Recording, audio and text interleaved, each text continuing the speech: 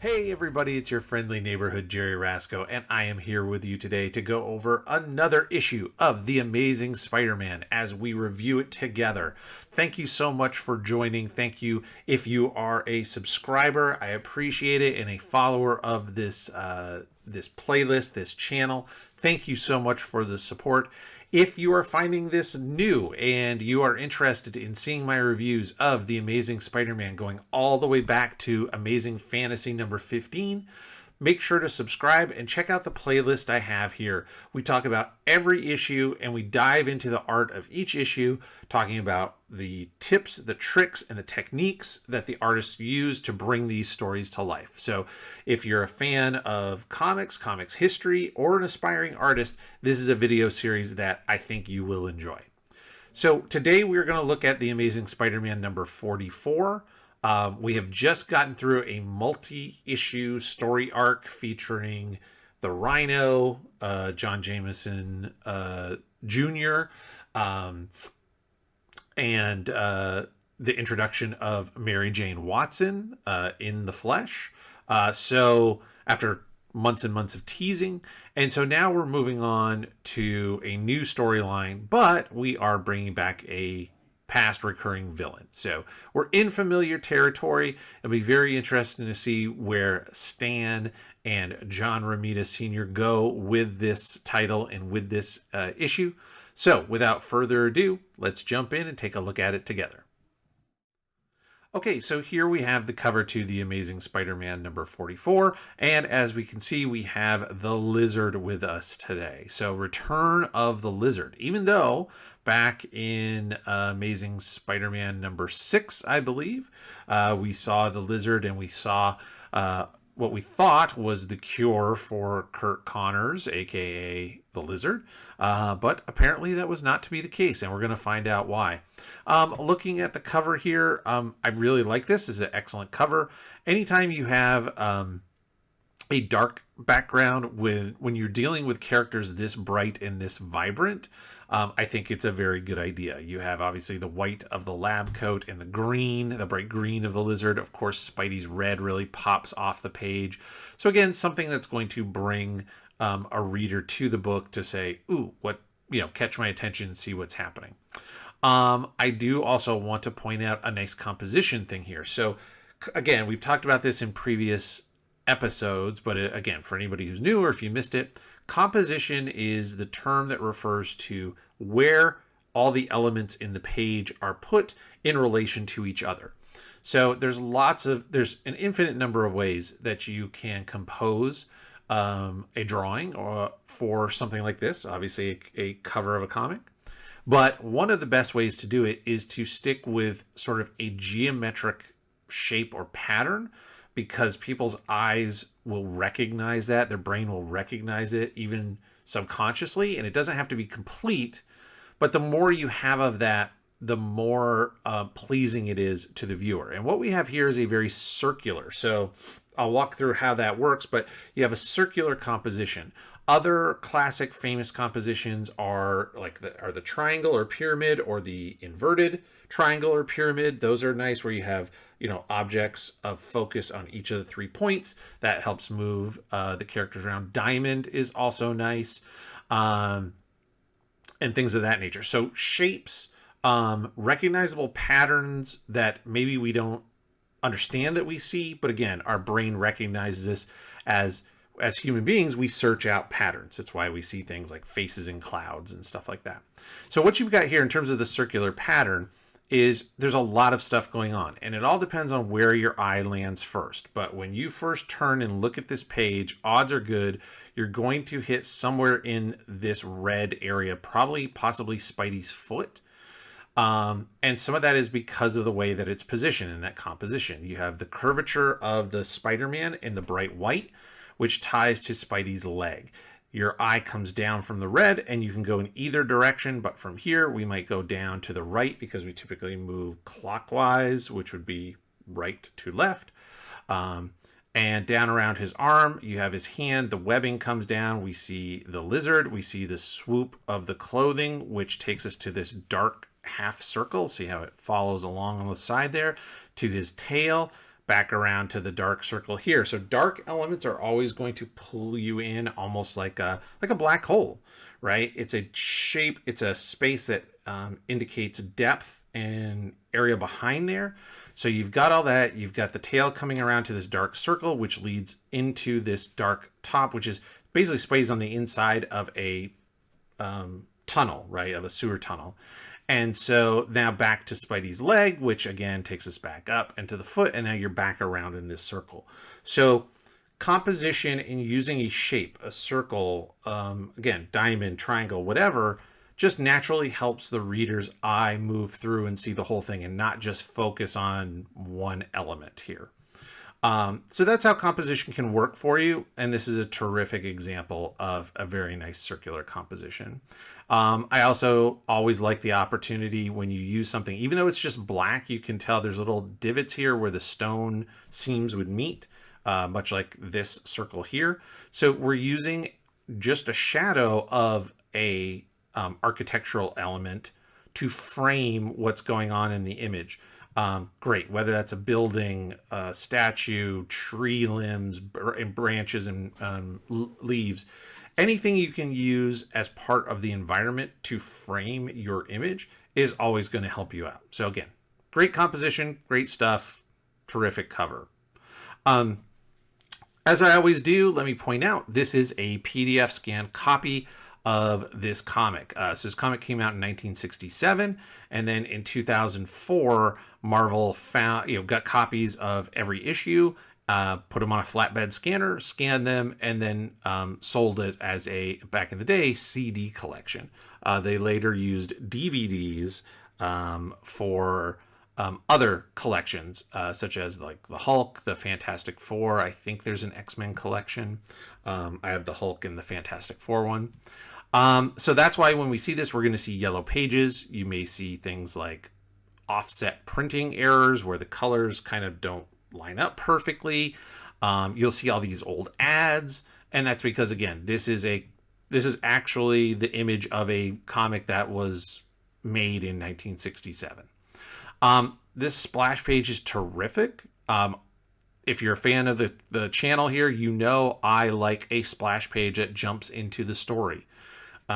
We only have 20-something pages. Let's not waste time, especially when you have cliffhangers. So if we had been ended on a cliffhanger where what's going to happen, and now we're coming into the story again, start me at that cliffhanger moment. This isn't, but this is a very nice way to start things. So I love the, again, composition, great big figure in the foreground, and tying it in where Peter and his aunt are also here and not paying any attention to what's going on over here. So Peter is taking Aunt May to, I believe, the train station so that she can go, this is down to the seashore. So I don't know where the seashore is per se, for her health. And this is a nice story way of getting, I'm sure that Stan Lee is writing it. Let me point that out real quick, the credits here. Stan Lee is a writer, John Romita as this is illustration. So all the art, so we're back to John inking himself. We've seen a couple issues where he was inked by Mike Esposito, and then a few where John has inked himself. And so we're back to John Romita inking himself in this issue. I like the credits here on the suitcase. That's a very nice touch. Great way to use the space. This lizard behind Kirk Connors as he's starting to change is terrific. In today's world, what we would do is we would take in our computer coloring and we would do a line hold on the lizard. And what that means is all the black lines that are used to draw him, you can go into the computer and change them to a tone that is just slightly darker than the green coloring to make it more of a ghostly image. It really pushes the art back into the background some. Unfortunately, that's something that, they couldn't really do, certainly not the way we do it today. back then in the 60s. So this is the kind of the best they could do, this sort of lighter green. And then notice, let me zoom in a little, this sort of textured bit to the black background here. Again, trying to just indicate that this is more of a ghostly, like the spirit of the lizard is over his shoulder trying to take over, or maybe the persona, right, in his mind as he's starting to change, which he's not expecting. So I think there's a couple ways you do this texture over the black ink. One is you could splatter some white media over the top. That's possibly how this was done. And then when it dries, obviously you have, white. The other option that they would use sometimes was scraping with a razor, where they would take and just kind of lightly drag, and as the texture of the paper would catch, it would sort of bounce, and it would sort of dig off the top layer in little areas, tick, tick, tick, tick. And so you expose the white paper under the black ink because it's a multi-layer paper. I think that's possibly where we're going here, and I say that only because it is super straight lines. You can see kind of straight lines where the dots line up. That's a lot harder to do when you're trying to splatter. It's a much more random, like star effect. But for this, it might have been a ruler and a razor and just... So that's my guess in terms of technique. I could be wrong. But if I had to guess, I would say that's probably what we're looking at here. So then we have Curt Connors, and even though we thought he was cured, we can see his hand, he's starting to change into the lizard.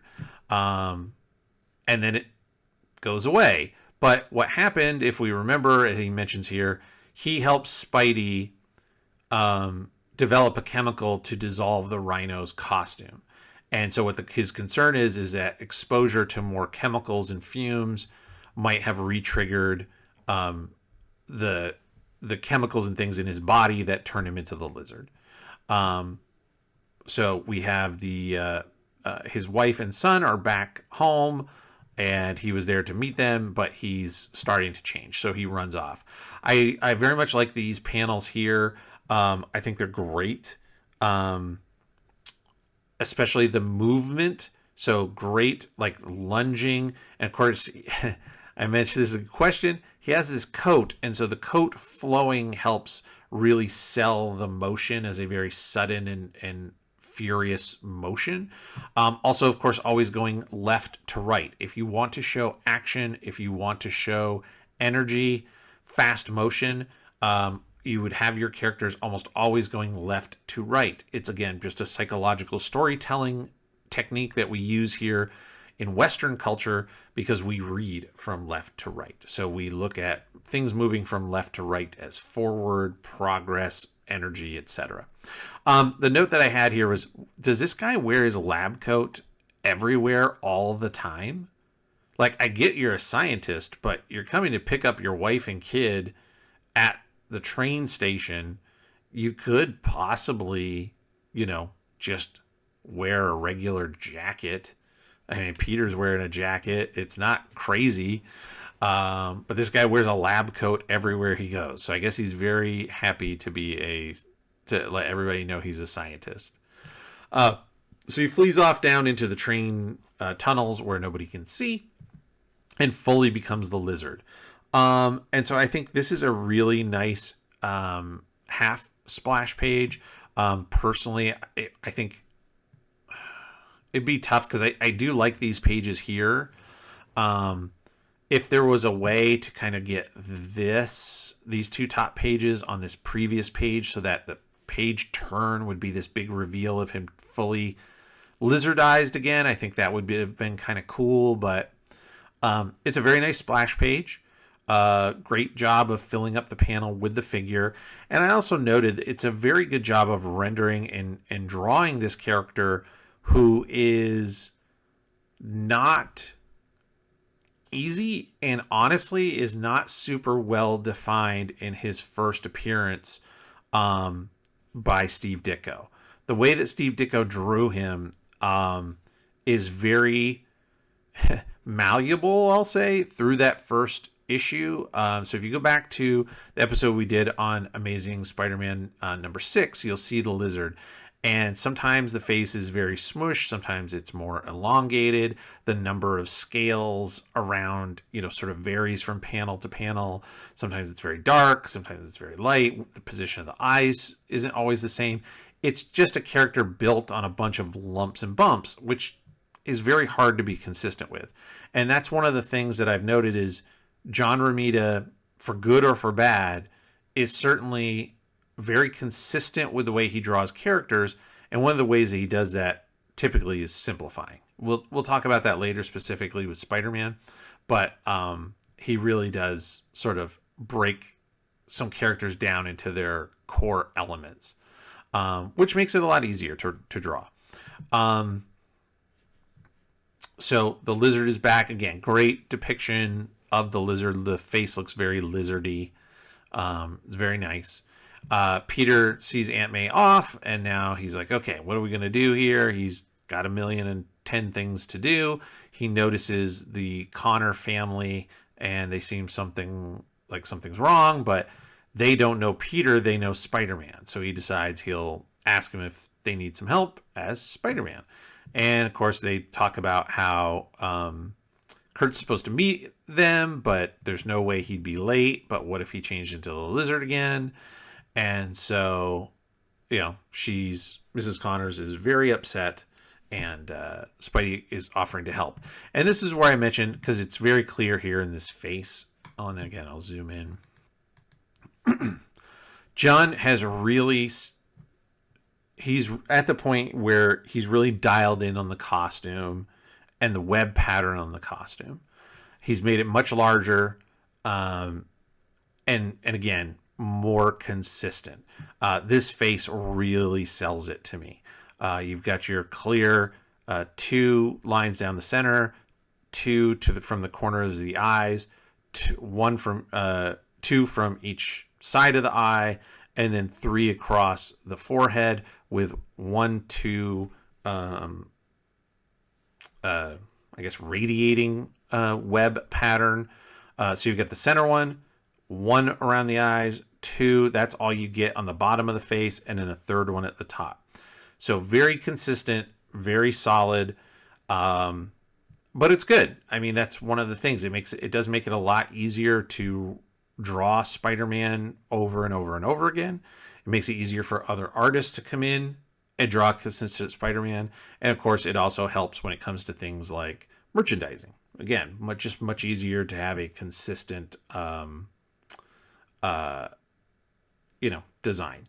So, and very nice job here of wrapping it around the 3-dimensional head. How would it work going over once it goes past the crown of his head?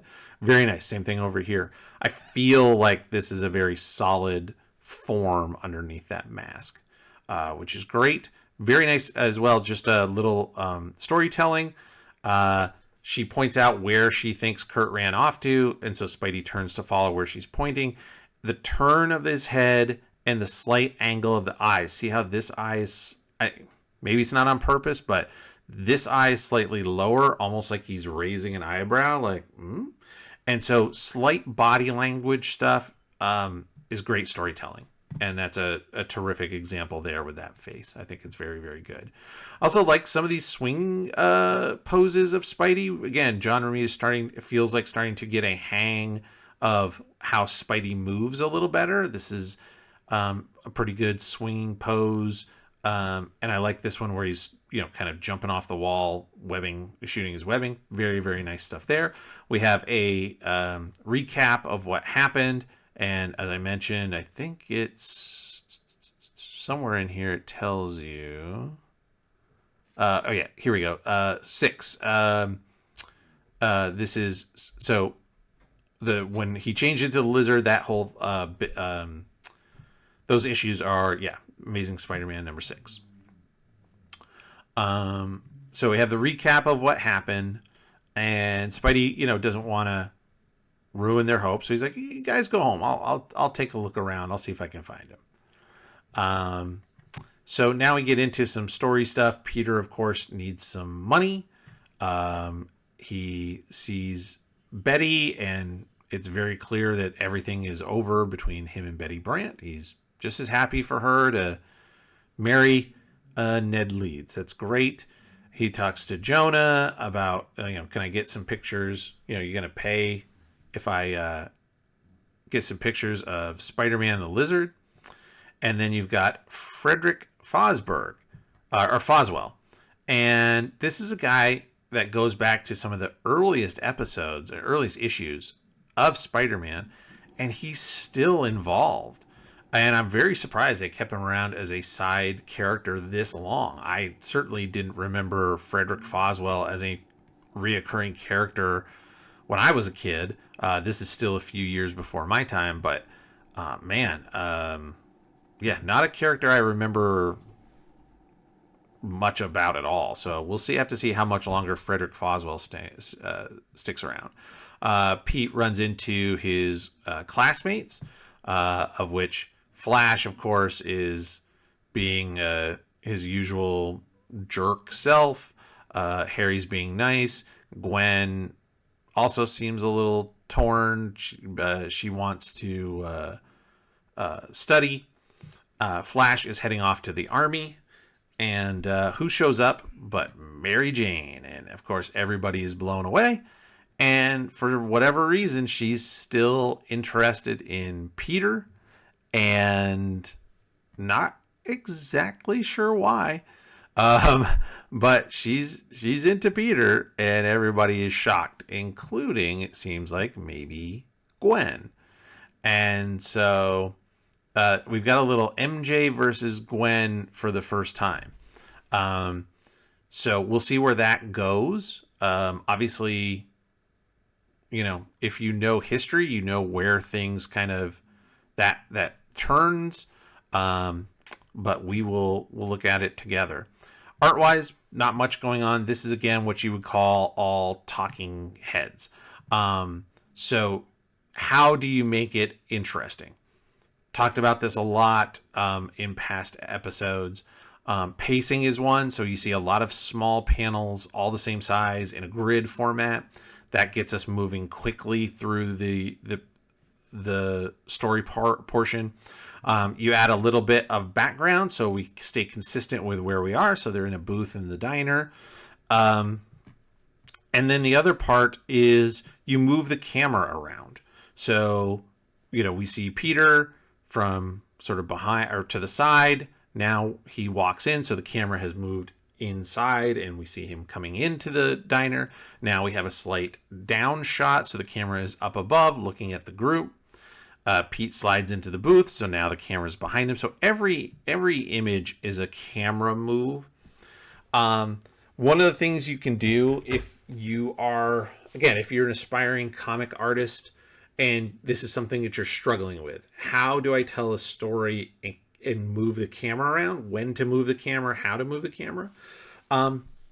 Watch things like sitcoms. Sitcoms on television, there's obviously classic ones out there you can watch.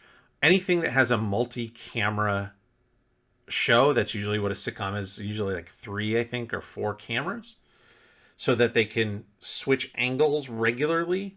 That kind of will help you get that pacing of how and when you move the camera to maximize what you're showing the audience and to keep their interest. So just an example. Very nice here. I like this a lot. The Wizard is breaking into a jewelry store. The plot point makes no sense to me at all.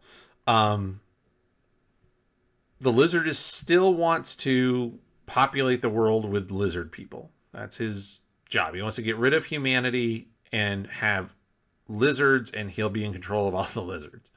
But he knows that Spider-Man is in his way. He remembers that. So he jumps through this window, which is phenomenal. Use of the sound effect is great, combined with the glass breaking and coming forward. Terrific stuff. He's robbing a jewelry store with the intention that, the police will just assume it was Spider-Man. I don't know why, because he had to climb up a wall to get into the jewelry store, maybe. Oh yeah, yeah. So only Spider-Man can climb a wall like that. Meanwhile, you have the Vulture and Electro and the Sandman and Doctor Octopus, all of whom could have pulled this off. Like, that's not crazy. But for whatever reason, they immediately go to Spider-Man and convince Jonah to also accuse Spider-Man. So typical stuff. I do want to point this out. I've heard people talk about this. They're professionals, that this is a kind of a nitpick kind of thing. And John Romita does a very good job here of doing this. When you have a character that is breaking through glass or a wall or breaking through any kind of a surface, if there are going to be fragments of it, they have to also be in front of the character. Otherwise, it doesn't look like they're coming through. It looks like it flattens out the image and it looks like just a flat plane. So if they're breaking through a wall, they're breaking through stone, breaking through a window, make sure some of the rubble fragments, whatever you want to say, are also in front and overlap the character somewhere, as well as, whatever your border is. So in this case, right, there's a window frame with curtains. The glass has to go in front of that. Otherwise, it doesn't look like it's coming at us. So something to note there. It's easy to miss as an artist if you're not thinking about it. So here we go. So Pete is like, okay, I know it's a lizard. Definitely got to be. I'm going to figure this out. Meanwhile, he's got a million other problems, right?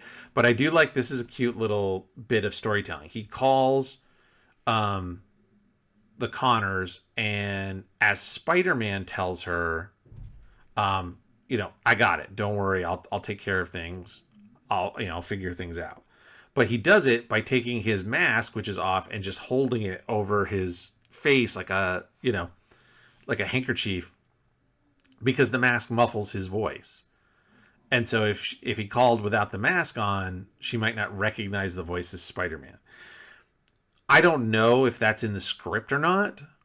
But that's the kind of thing sometimes that if it's not in the script, if the writer doesn't think of it, this is where the artist comes in and goes, hey, I've got a little bit of a, storytelling, a little bit of a gimmick or a thing I can do here. Like, for example, the panel itself has this wrapped telephone cord to show the two people in the same panel talking on the phone. Great little visual device there to explain they're talking on the telephone, and to use one panel to do it. And then again, just some storytelling. Anytime you have something like that, could be a character, if the character's supposed to be settling in, for the evening at home, maybe they're taking their watch off, or, like this case, Peter doesn't have a tie on. He's at home, he's relaxing, it's the morning. So he's not wearing a tie. There's a lot of little things you can do that add realistic storytelling and personal and persona or personality to your characters in your story. Pete is zoning out. He's, like I said, he's got a bunch of stuff. He's thinking about chasing after the lizard. He's painting his motorcycle because Mary Jane said it was a boring color, so he's painting it red. He can't even focus on that.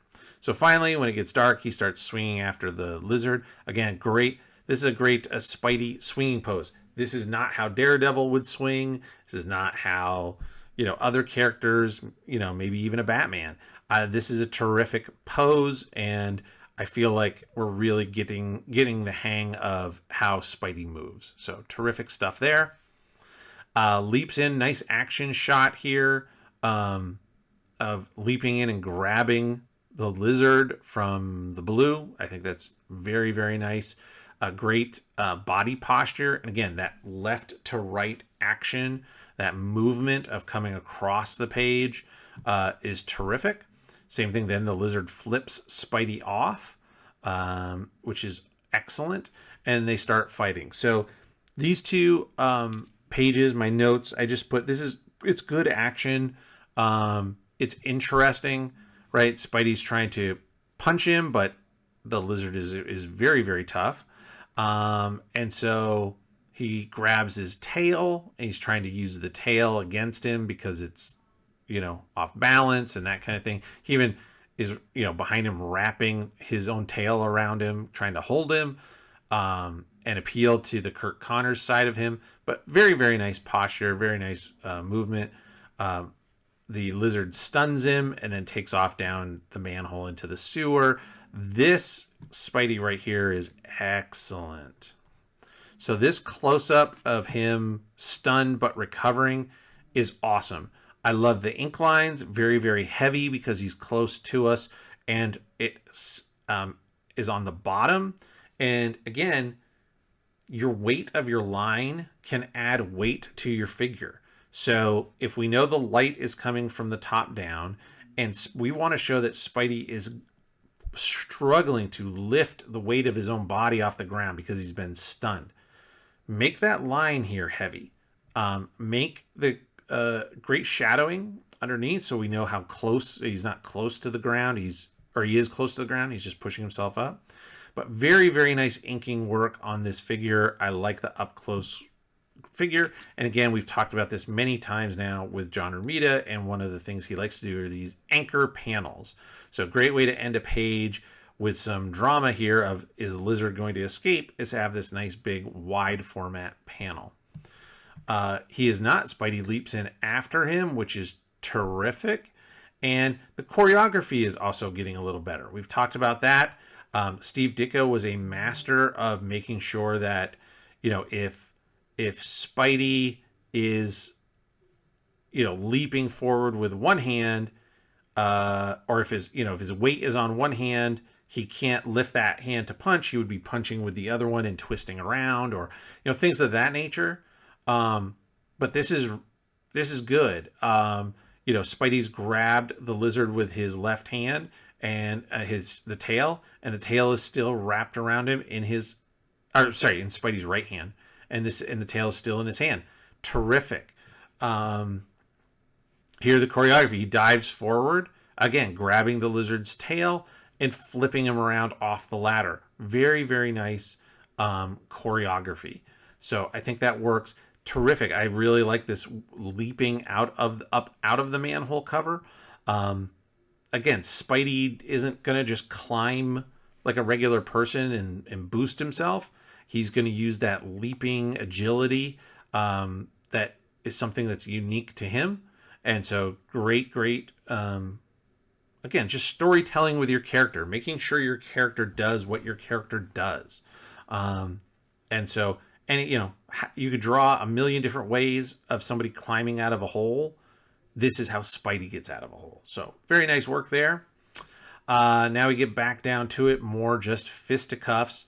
I'd like to see more, for me personally, more creative uses of Spidey's powers when he's fighting. So the John Romita version that we've seen so far tends to be Spidey planting his feet and punching.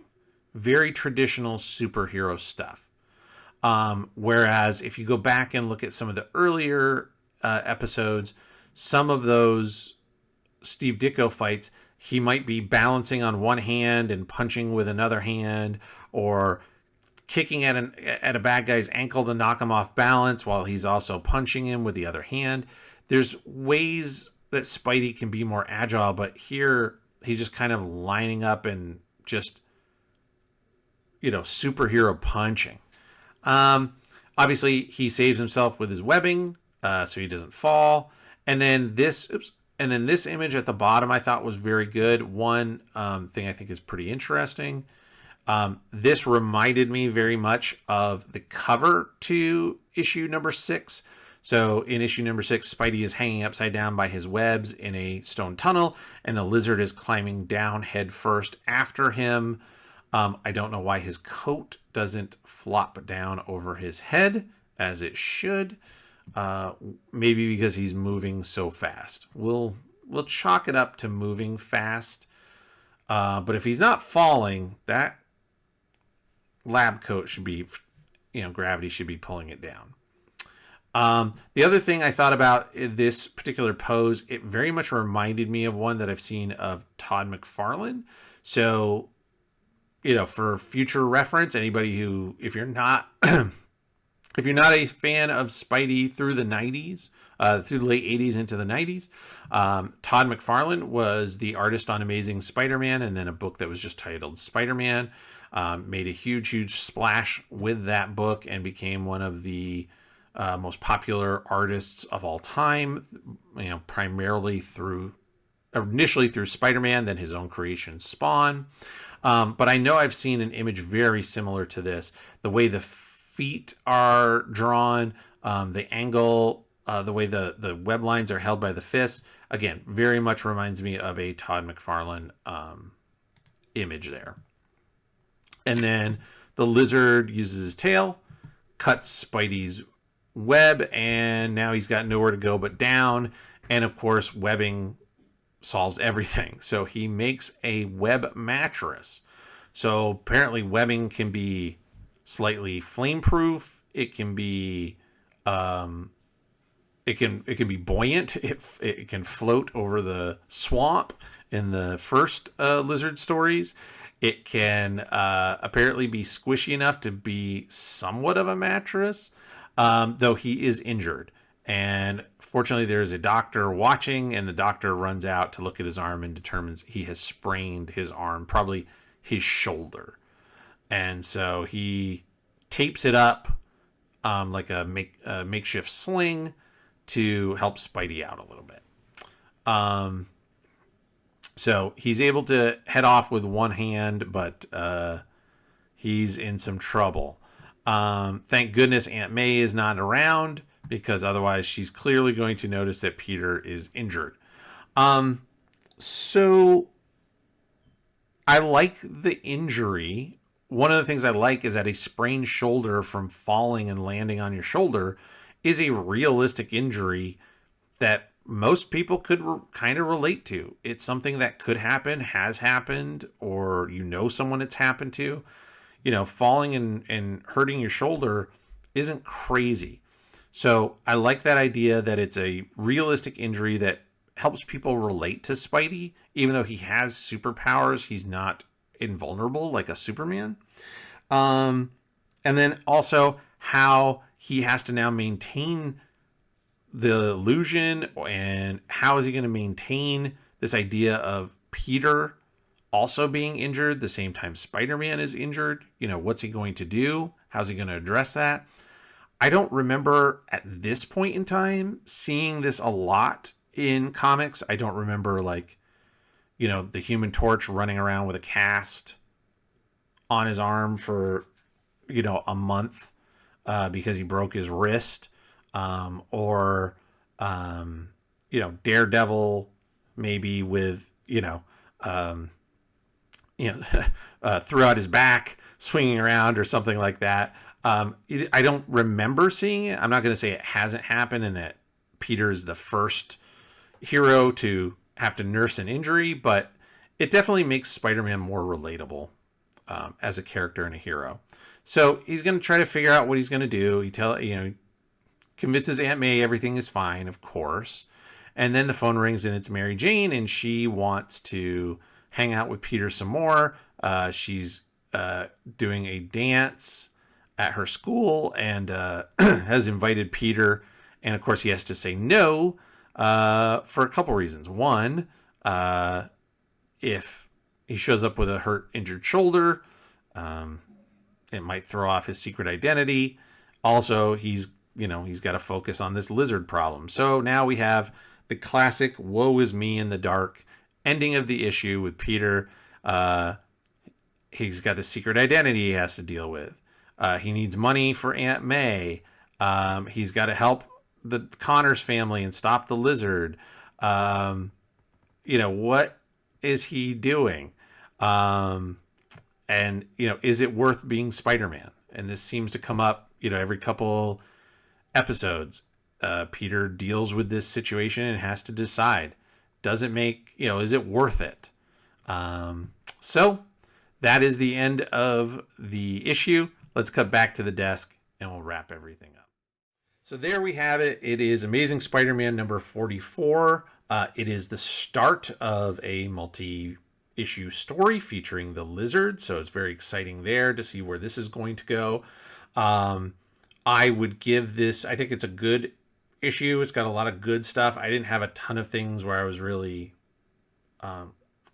pointing out flaws, concerns. There's a few little things. Sometimes it's more story oriented than actual art oriented.